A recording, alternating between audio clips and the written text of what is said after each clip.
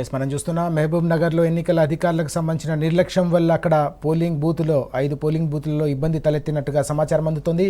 మరింత సమాచారాన్ని అందించడానికి మా ప్రతినిధి నరేష్ ప్రస్తుతం మనతో పాటు లైవ్లో జాయిన్ అవుతున్నారు.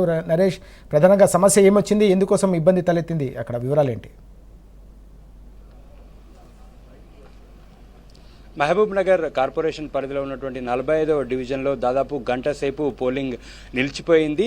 అభ్యర్థులు ప్రచారం చేసుకున్నటువంటి సీరియల్ నెంబరు 1 అయితే పోలింగ్ కేంద్రంలో ఇచ్చినటువంటి బ్యాలెట్ 1 కావడంతో అభ్యర్థులు అబ్జెక్షన్ చెప్పారు. దాదాపుగా గంట సేపు ఇక్కడ పోలింగ్ నిలిచిపోయింది. గంట సేపు పోలింగ్ నిలిచిపోయినప్పటికీ కూడా అధికారులు ఎవరు కూడా ఇటువైపు కన్నెత్తి చూడలేదు. ఇక్కడ జరుగుతున్నటువంటి పోలింగ్ ఆగిపోవడం పట్ల కూడా ఎవరు కూడా స్పందించలేదు.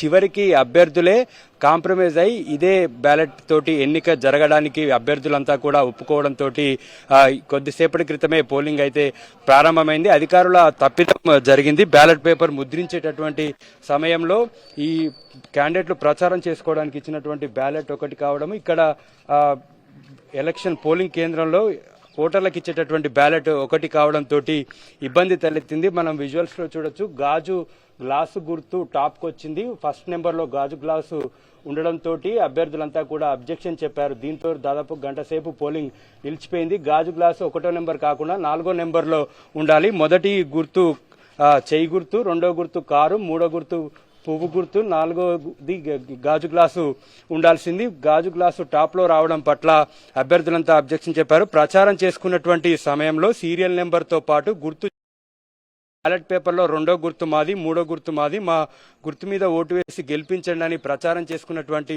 సందర్భంలో ఓటర్లంతా కూడా అదే నెంబర్ మీద గుర్తు ఉంటుందని భావిస్తారు. కాబట్టి పోలింగ్ కేంద్రానికి వచ్చిన తర్వాత బ్యాలెట్ మారితే ఓటర్లు కన్ఫ్యూజ్ అవుతారు, తమకు ఓట్లు పడవు, ఇబ్బంది అవుతుందనేటటువంటి ఉద్దేశంతో అభ్యర్థులంతా కూడా చాలాసేపు ఈ పోలింగ్ ను ఒప్పుకోలేదు. అయితే కొద్దిసేపటి క్రితమే ఈ అభ్యర్థులంతా కూడా కాంప్రమైజ్ కావడంతో ఎటకేలకైతే పోలింగ్ అయితే ప్రారంభమైంది. ఇది పూర్తిగా అధికారుల తప్పిదంగా మనం చెప్పుకోవచ్చు. పోలింగ్ కేంద్రానికి వచ్చినటువంటి ఓటర్లంతా కూడా గంట సేపు లైన్ లో నిలిచి ఉన్నారు. మరికొంతమంది వెనుదిరిగి వెళ్లారు. ఇప్పట్లో స్టార్ట్ అవుతుందో కాదో అనేటటువంటి ఉద్దేశంతో కొంతమంది పోలింగ్ కేంద్రానికి వచ్చి వెనుదిరిగి వెళ్లినటువంటి పరిస్థితి ఉంది. ఈ విధంగా అధికారులు తప్పిదం జరగడం వల్ల మొత్తం 4 బూతుల్లో పోలింగ్ నిలిచిపోయింది. దీంట్లో దాదాపుగా 3000కు పైచిలకు ఈ 45వ డివిజన్లో ఓటర్లు ఉన్నారు. ఈ ఓటర్లకు సంబంధించి గంట సేపు నిలిచిపోవడంతో మరి అదనపు సమయం సాయంత్రానికి ఇస్తారా లేదా అనేది మాత్రం ఇప్పటి వరకైతే అధికారులు క్లారిటీ ఇవ్వలేదు. సీతారామరాజు. ఎస్ నరేష్, మరి మిగతా ప్రాంతాల్లో, మహబూబ్ నగర్లోని మిగతా ప్రాంతాల్లో పోలింగ్ ప్రక్రియ ఉదయం నుంచి ఎలా కొనసాగుతోంది నరేష్?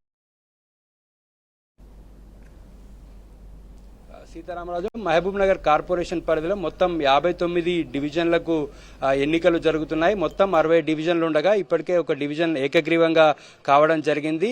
ఈ మిగతా 59 డివిజన్లకు సంబంధించి 1,97,000 మంది ఓటర్లు ఉన్నారు.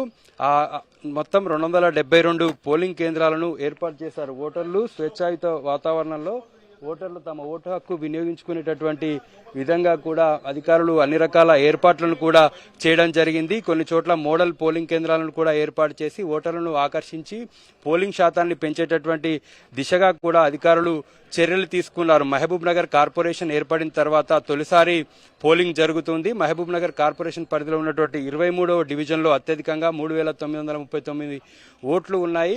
అత్యల్పంగా 22వ డివిజన్లో 2,400 ఓట్లు మాత్రమే ఉన్నాయి. మహబూబ్ నగర్ కార్పొరేషన్తో పాటు మహబూబ్ నగర్ జిల్లాలో దేవరకద్ర, భూత్పూర్ మున్సిపాలిటీలో కూడా ఎన్నికలు జరుగుతూ ఉన్నాయి. దేవరకద్ర మున్సిపాలిటీ పరిధిలో 12 వార్డులు, భూత్పూర్ మున్సిపాలిటీ పరిధిలో 10 వార్డులు. దీనికి సంబంధించి దేవరకద్రలో 23 పోలింగ్ కేంద్రాలను, భూత్పూర్లో 20 పోలింగ్ కేంద్రాలను ఏర్పాటు చేశారు. ఉదయం 7 గంటల నుంచే ఓటర్లు తమ ఓటు హక్కు వినియోగించుకోవడానికి పోలింగ్ కేంద్రాలకు చేరుకుంటూ ఉన్నారు. అన్ని పార్టీలు కూడా ఈ మహబూబ్ నగర్ కార్పొరేషన్ ఎన్నికలను ప్రతిష్టాత్మకంగా తీసుకున్నాయి. తొలిసారి ఎన్నికలు జరుగుతుండటంతో చేసుకుంటారనేది కూడా ఆసక్తిగా మారింది. ఓటర్లను ప్రసన్నం చేసుకునేందుకు అభ్యర్థులు నానా తంటాలు పడాల్సి వచ్చింది. ఇటు వలస ఓటర్లను రప్పించడానికి కూడా అభ్యర్థులు వారి కాంటాక్ట్ నెంబర్లు తీసుకొని వాళ్ళు సంప్రదించి వారిని పిలిపించి తమకు ఓటు వేయించుకునేటటువంటి విధంగా కూడా అధికారులు అనేక రకాల ప్రయత్నాలు చేశారు. ప్రస్తుతానికైతే ఈ 45వ డివిజన్లో కూడా పోలింగ్ ప్రారంభమైంది. మిగతా డివిజన్లన్నింటిలో కూడా పోలింగ్ ప్రశాంతంగా కొనసాగుతుంది. సీతారామరాజు.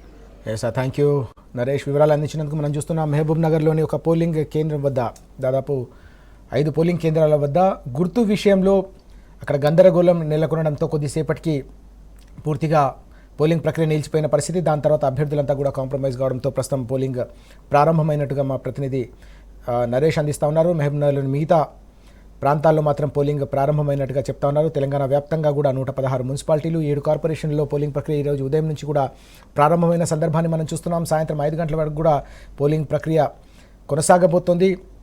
ఆ సమయానికి క్యూ లైన్లో ఉన్న వారందరికీ కూడా తప్పకుండా పోలింగ్లో పాల్గొనే అవకాశం కల్పిస్తామని చెప్పేసి కూడా ఎన్నికల అధికారులు స్పష్టం చేసిన వివరాలు కూడా మనం చూస్తూ ఉన్నాం.